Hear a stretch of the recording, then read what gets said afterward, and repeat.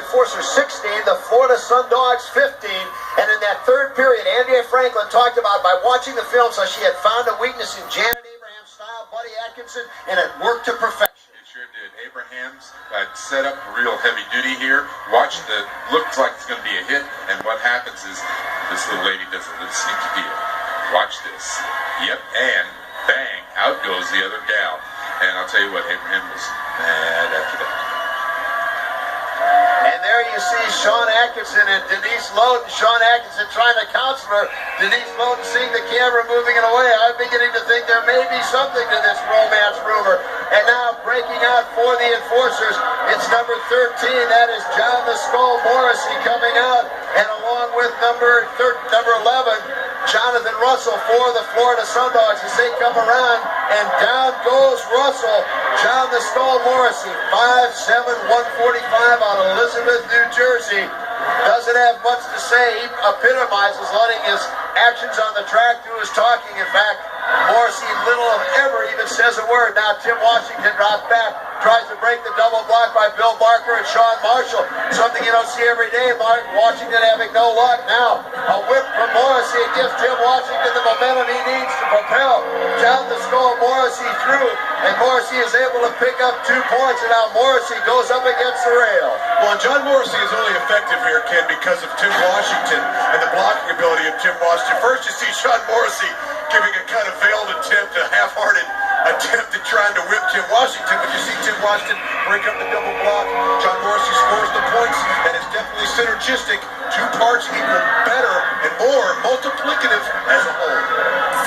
You like synergistic, don't you? Actually, I was more impressed with At any rate, it is 18-14, the Enforcers and the Florida Sundogs. I had the opportunity before the game to talk to Denise Loden and Andrea Franklin, and they said they felt the only way they could beat New York was to be very defensive, and the Sundog women certainly did in the third period, shutting New York out in 4 out of the 5 jams, but the men are going to have to pick up not only defensive play, but put some points on the board as Dan Gavani comes around. And now back to block out is Brian Gamble as he hammers away on Tom Smith. Gavani doing a good job of the same. And again, the New York Enforcers playing very, very physical, but the Sundog, as Sam Martin flies over the railing, now it's up to Tom Smith as they come around, and you see Gavani finally cut off the jam, but not before Sam the Flame Martin and Tom Smith combined to pick up 3 points and tie this game all up at 18 apiece. And Posse Chalene, you see the frustration in his face as he and Brian Gamble were tangling a little bit over on the far corner of the track, and you have to wonder how Posse Chalene can make it through the game with all the emotional turmoil of the immigration issue hanging over his head. But these Florida Sundogs, Ken, we've seen time and time again, a lot of times against these New York Enforcers, they run out of gas because of physical play just like this. But right now they're hanging tough, and if they're going to win, they have to keep it up here in the closing minutes. Well, certainly the New York Enforcers are no stranger to close games. How many times have we seen them go in to the last jam or two of a game trailing and somehow snatch victory from the jaws of defeat? And now it's Gavani breaking that along with John the Skull Morrissey. Morrissey goes down courtesy of the elbow, and it's Gavani and Posse Chalene. Chalene, the Finnish star, well known for his hockey style of skating, and he does the same, and he sends Gavani into the rail. Now it's all up for Posse Chalene. We're all tied up at 18 as we are midway through this 4th period. A great one here in the WSL between the New York Enforcers and the Florida Sundogs. Now Chalene closing, you see the rotation. Mark D'Amato and Tim Washington. Washington drops all the way back, tries to set up Chalene. There's the eliminator. Didn't quite work. Posse Chalene able to bypass part of the skate.